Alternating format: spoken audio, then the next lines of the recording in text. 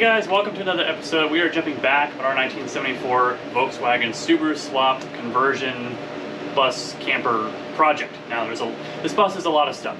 So what we're going to be continuing is on the interior. So last episode should have been, or one of the previous episodes, we did the carpet on the inside, so the carpet is in the back. The carpet is also underneath the driver and passenger seat.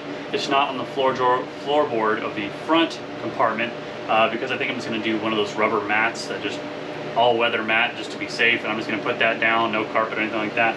Now if the mat doesn't quite work out or doesn't cover enough, I may put some carpet down with the mat on top of that, use the mat as a template, and kind of use that as a reference for how we should cut the leftover pieces of carpet we have. But again, that's in the future, and we got to order that mat anyway. So we're going to continue to work on the inside.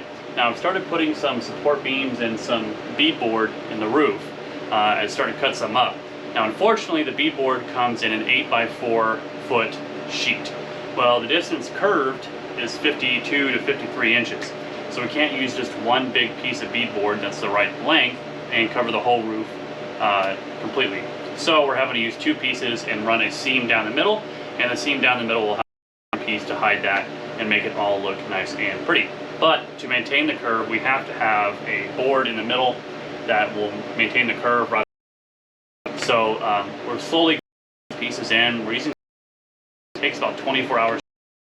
One of them I've already installed. I have a little jack holding it up with a clamp, and I'll show you all that. But we should be able to remove that. It's been 24 hours with that setting up. So while we're going to move on to the middle, to add in the middle one, allow 24 hours for that one to set. It's just kind of a progression all the way across, and then we'll have the last one to the front area.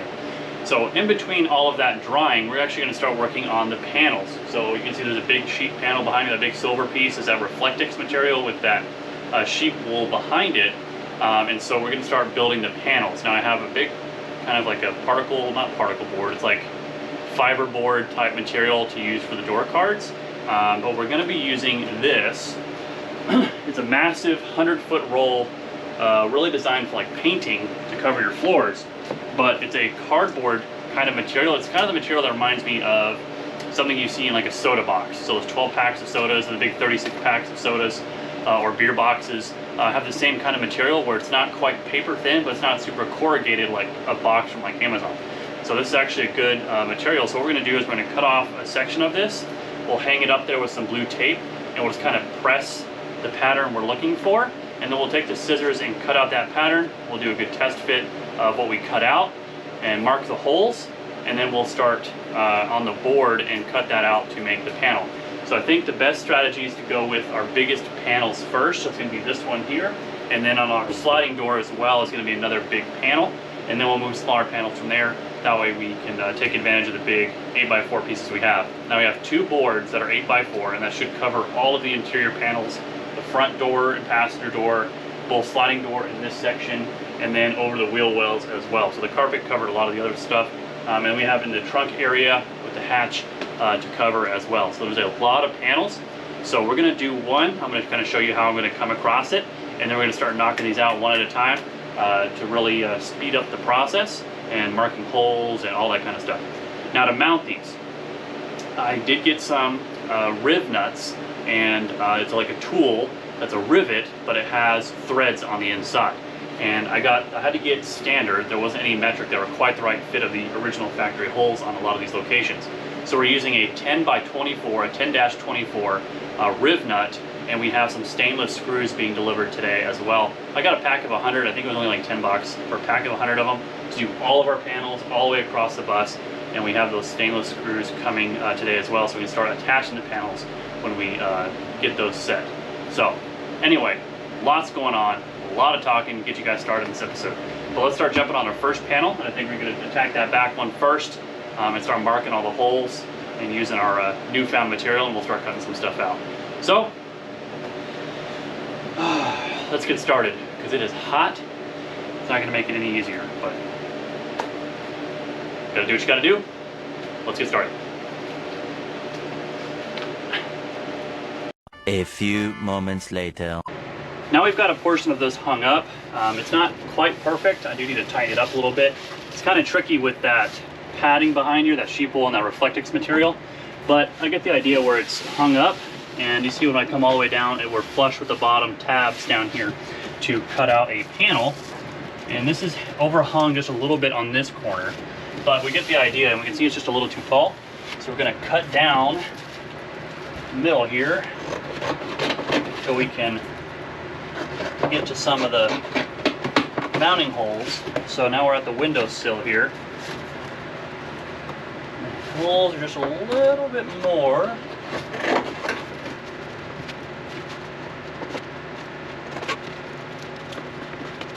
So it's like that is our line for the trim to come up. So what we can do is we can either take like a blade or the scissors and just cut this line up into here, just so I have a reference that will help hold it up. So I'll cut that out, and we can pretty much take this piece as it is. That's the nice part about starting with this big square panel, is it's really easy to cut and test fit. Now the other thing I'm going to want to do is mark the holes, because when we go to put the panel up, I don't want to have to try and find the holes behind it. Now there are some tricks to do that. You could put some paint on the back where the mounting holes are and press it up against there, and that'll mark the holes. You know, we could do that too. But with this kind of board, it's a little easier to mark those hole locations, because we can just punch right through it like a screwdriver or something like that, and they'll be relatively close, and we can adjust from there. So let me cut off the slack, and we can start busting out the power tools.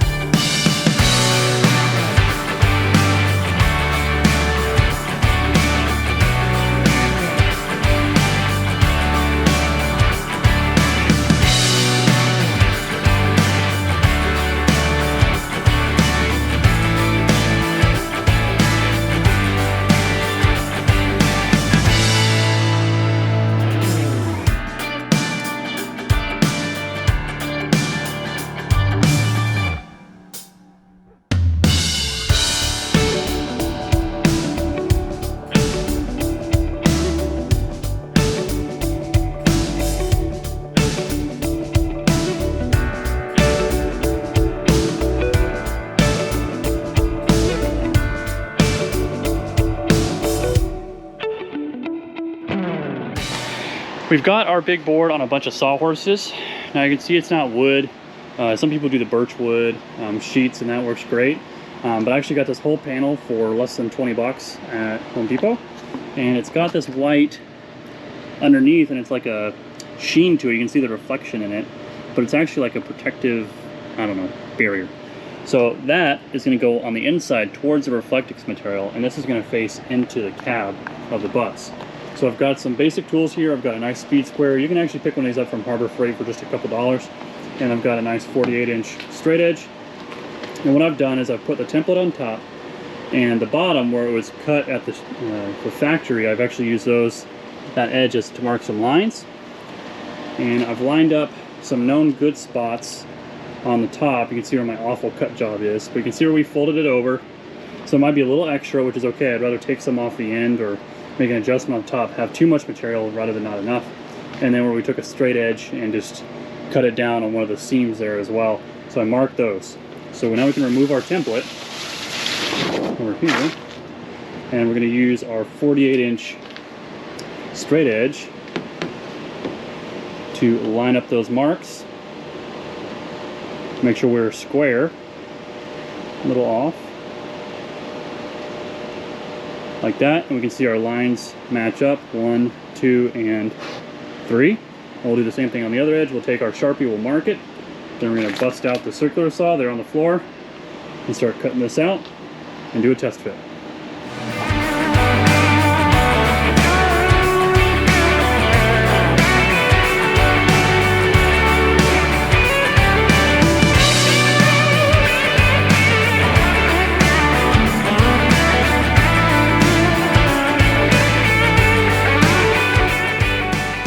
Hey guys, we're going to step away for a quick second and talk about today's video sponsor, West Coast Metric. Man, sometimes it gets over 100 degrees in the garage. So what I like to do is go inside, cool off, and check out West Coast Metric's website. Now that we're nice and cool inside, let's log on to westcoastmetric.com. Now what I really like about West Coast Metric's website is how easy it is to use. I can see exactly what I need for my bug, my bus, early or late, like ours, our Type 2, even a Ghia, a Type 3, Vanagons, things. They have parts for every sorts of Volkswagen you could want.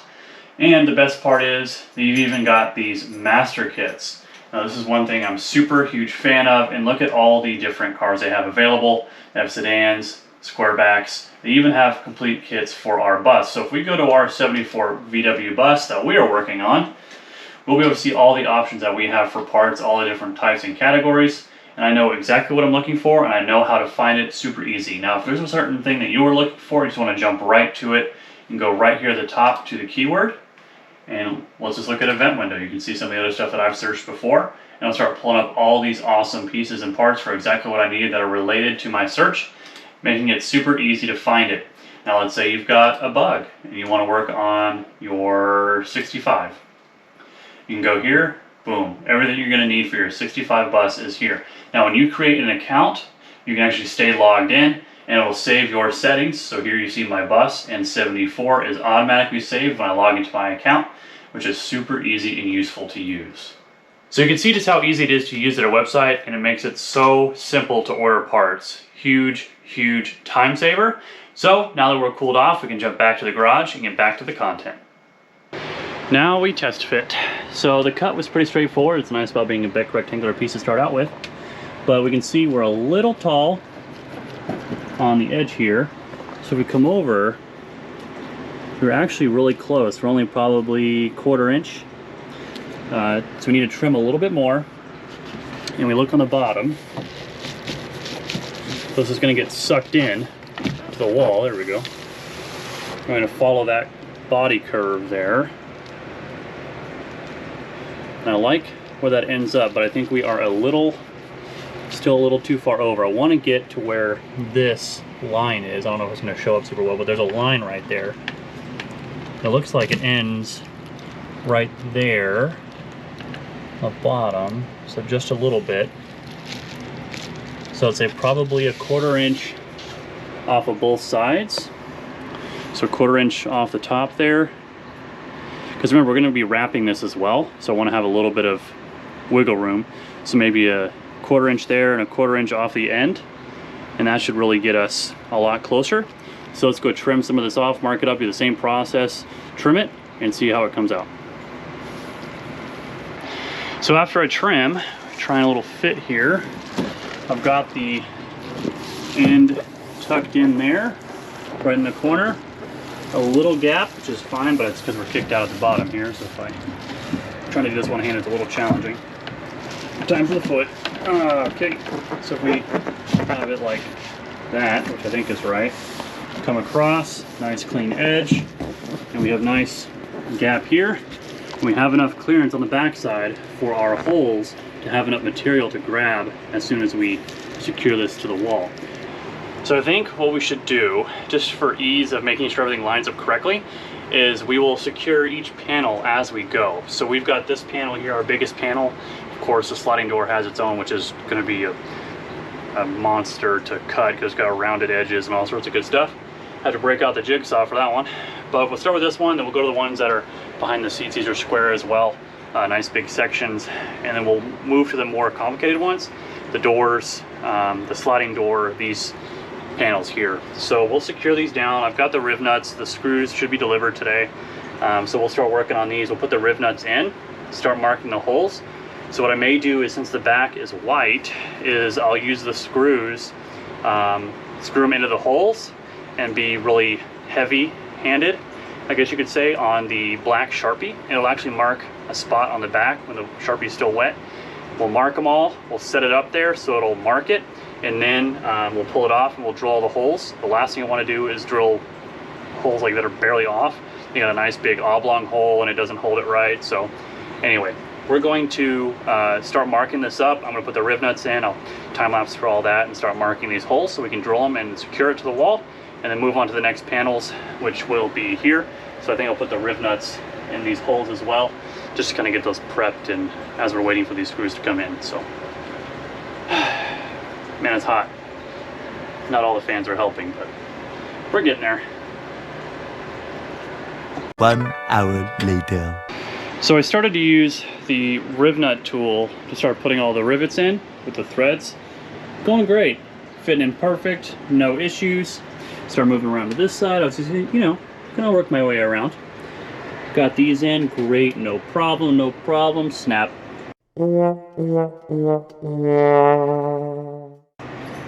Yeah. So it's broken. The premium deluxe Chinese metal has broken on me. So now I get to, you know, get that out, and I have to order a new attachment for the tool. With the attachment not coming until tomorrow, I ordered 2 in case I break it again. Kind of dead in the water as far as attaching the panels, so looks like we're just going to be cutting today. So awesome, super excited for that. Not really. I was really hoping to start getting these attached to the wall to at least see what it looked like relatively completed. So do projects, they said. Work on cars, they said. It's fun, they said. No, it's not. Always. Sometimes. But no. Moments like this, not so fun. Well, let's start measuring and cutting and measuring and cutting, I guess.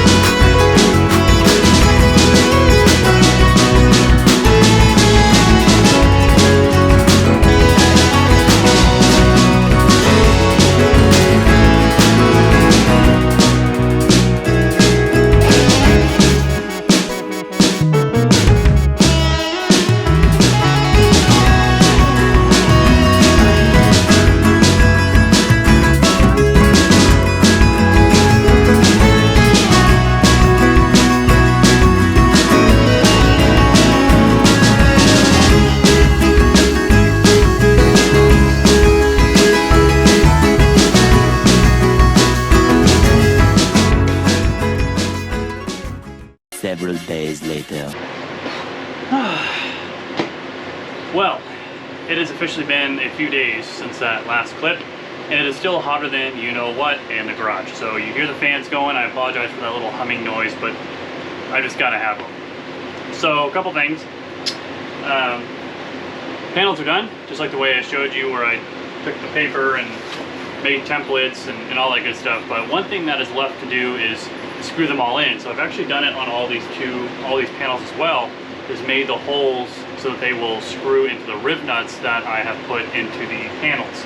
A lot more secure than like the old clip things that you have to drill through and they slide all over the place. It's just horrible. So the riv nuts are installed, and all of these have the holes where they need to be. And I'm going to show you how to mark those holes, because it's kind of a trick that I try to learn with and work around. And the best way to do it is just with some blue painter's tape, a screwdriver, and just your eye, really. But you know, that one there is what I learned with, and you can see tons and tons of holes in it. So we finally found the right ones, but again, I'm going to show you how to do that. We still have our back hatch back there to do. All the rest of them have been taken care of. So I'm going to show you how to do it on one panel there, so we can start moving on to the next part of these panels and, well, wrapping them. But there's one more thing we have to do before we wrap them. But first things first, let's see that back panel, and I'll show you with the tape and how I came up with the holes. Alright, so this is our last panel that does not have the holes. Again, all the rest are done. So what I've done here is just kind of mocked them up, and we can see that this top edge is nice and tight with that top line where this panel is supposed to go. So what I'm actually going to do is take some blue painter's tape and I'm going to run the whole length of this with a little bit hanging off. I'm going to take a razor blade and score it along that line and around the edges as well, so I know exactly where the tape lines up. So when I remove this panel, I'll pull that tape off and I'll put the tape in the same position as this would be facing normally. So if I can crawl up here with my big self, and I'll remove some of this tape that we use just to hold it up, now that we don't need that.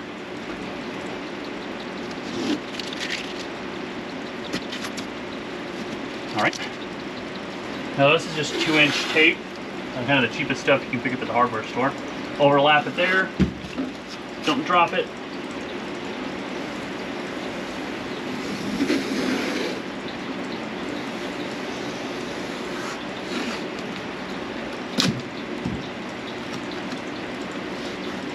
And put that all the way across. Now I've got it overhanging so I can score it. Make sure it's on there nice and tight.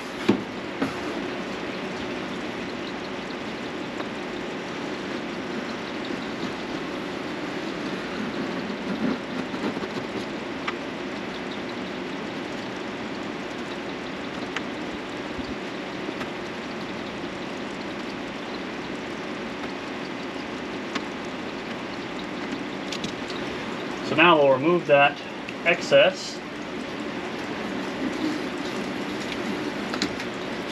And we see that when we push it up against there, it's a perfect match to our panel. So what we'll do is we'll actually lay this panel flat. Or just take it off, I guess. There we go. And we'll take this top piece of tape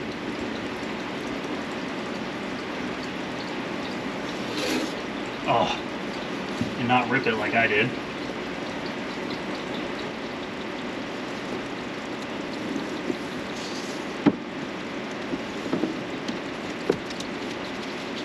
Once it's off, we realign our straight edge to the top.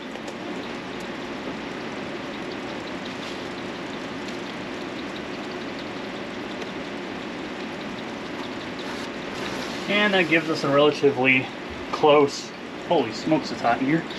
That gives us a relatively close match to our panel. When it's all the way seated up in there. It should cover all the tape when it's up there properly. So what we're going to do is take our screwdriver and we're going to just poke out the holes. We're going to take the tape off, take out our panel, put the tape back on, and then we'll be able to drill our holes where the holes were marked with a 1/4-inch drill bit. And then we'll bring it back in and start putting in the screws to make sure they all line up. Now you might need a little bit bigger than a 1/4-inch, something like a 3/16 maybe, to make it a little bit bigger depending on what screws you're using. A couple of them I've been off just a little bit, so you kind of have to round it out a little bit, and they end up working pretty okay. So we're just going to mark these holes.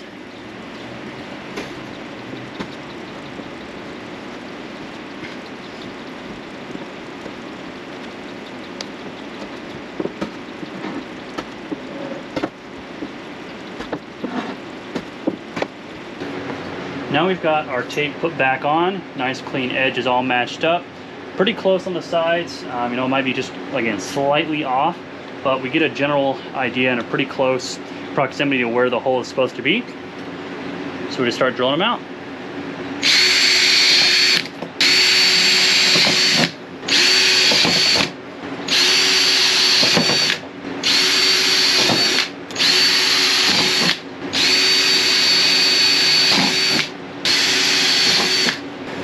Once we've got all the dust off of it, we can actually take this back to our panel.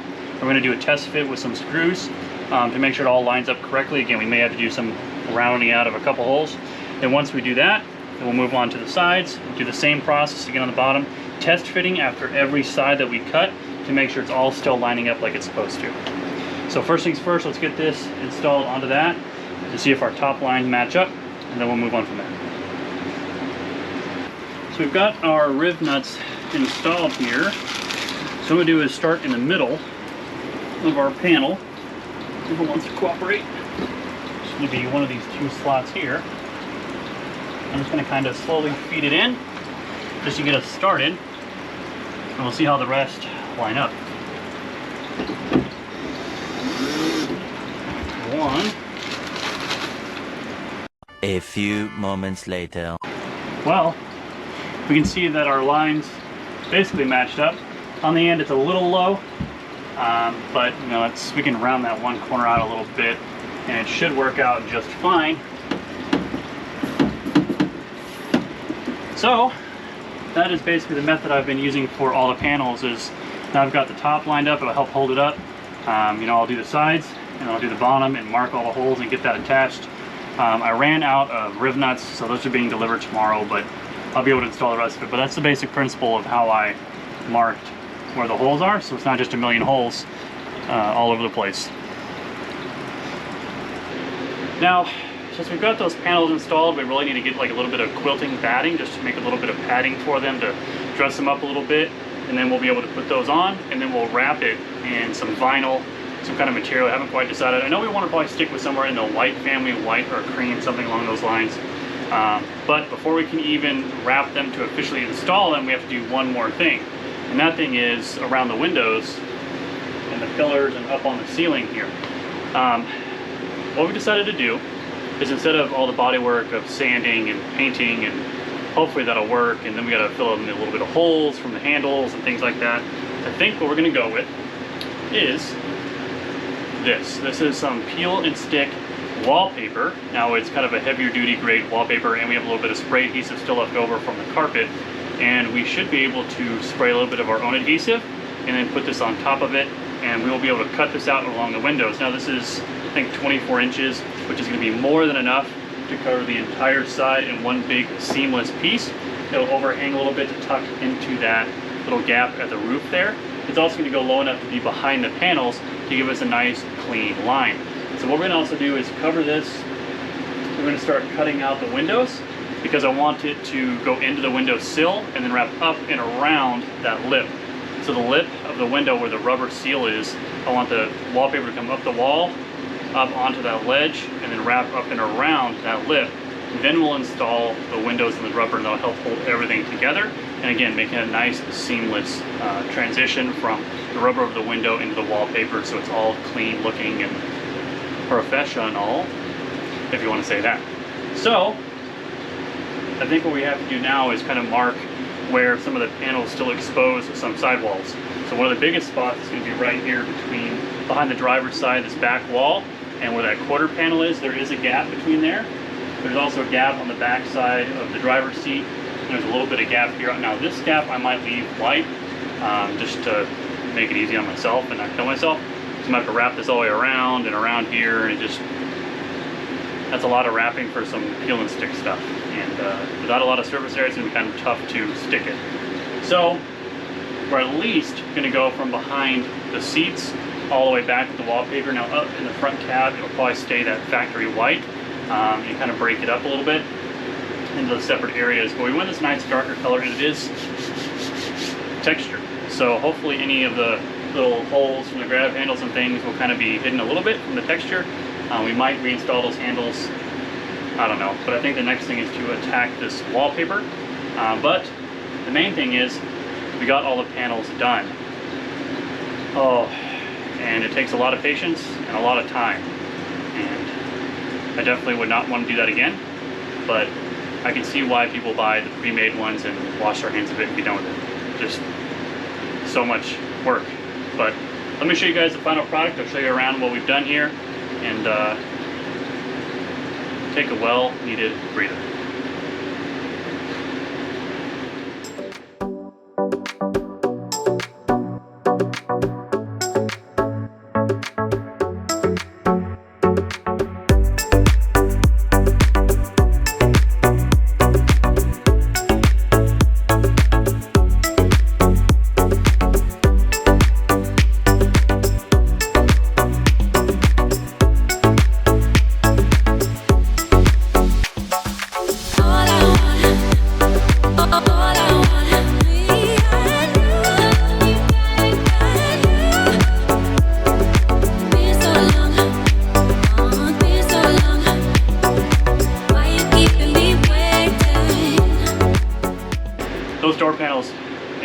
all these other panels really turned out really well and really good, and I'm really happy with them. They're not going to be absolutely perfect, and you know, that's the thing about making them yourself, is there's not a template pattern that you can do for them. There's one other thing that you may have noticed between the last couple clips and now where we're at is the ceiling. Yeah, the ceiling is coming together really nicely, and it's using the exact same principles as we've used for these panels. Is that little bit of stiffer paper, kind of traced it out on the ceiling and transferred that to the beadboard. And we have some metal stripping. I'll show you guys, don't worry. We have some metal stripping between the big cross arms, and we've even installed our LED lights and wired those up to a switch on the dash. Again, just using that same principle with that paper, cutting it out, test fitting it, putting it on the beadboard, and then getting the beadboard fit up in there. Now there is insulation already. Like I said, they're already wired up, and I've already got some of the trim board installed. So let me show you guys that as well, because it's, again, same principle, and you can do it with the same style that we're using here.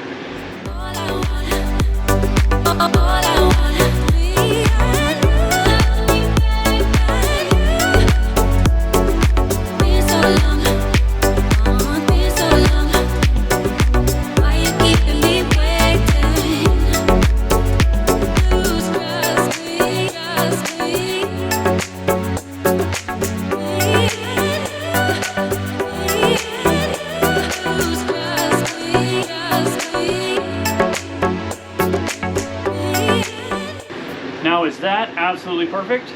No, I wish, but it's not. So some of those beadboard lines do line up pretty close, but not quite perfect. Now granted, this is not going to be an award-winning bus by any means, at least I don't think so.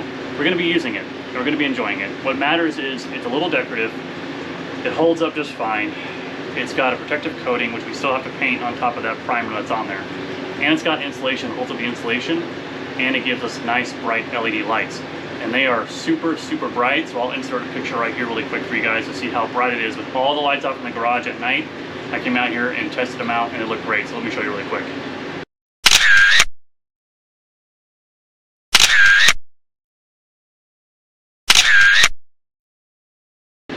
Aren't those really bright?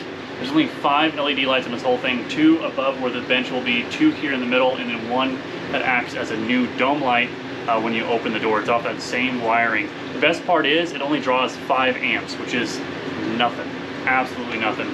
So it won't be draining off our battery like crazy like the normal lights would. So a 5 amp draw is perfect for exactly what we're gonna do. So if we have this door locked open just like we do, we can hit the switch on the dash and light everything up in here so we can come in and out at night, and it's gonna be absolutely fantastic. So thank you guys so much for watching. I really do appreciate it. Make sure you guys like, comment, and subscribe. Subscribing really, really helps the channel, so please make sure you do that. Also, make sure you check out us on social media with Facebook and Instagram. That's where you kind of get some behind-the-scenes pictures and action that you don't always see on the videos. Also, make sure you guys check out our new website for our merchandise. We've got shirts, hats, cups, and totes, and all sorts of good stuff. You can even get yourself some stickers. I'll put a link here on the screen, but I'll also put a link down in the description for you guys to go check out that site and get yourself some merch to match me and be part of the Garage Time TV crew. So please make sure you do that. We also have membership levels, so please make sure you check those out. We have 3 different kinds of memberships that give you all sorts of different behind-the-scenes access that not anybody else gets. It's a monthly subscription to the channel. It helps us work on cars like these to bring you free content here on YouTube. Again, thank you guys so much for watching. I really do appreciate it. And until next time, we'll see you.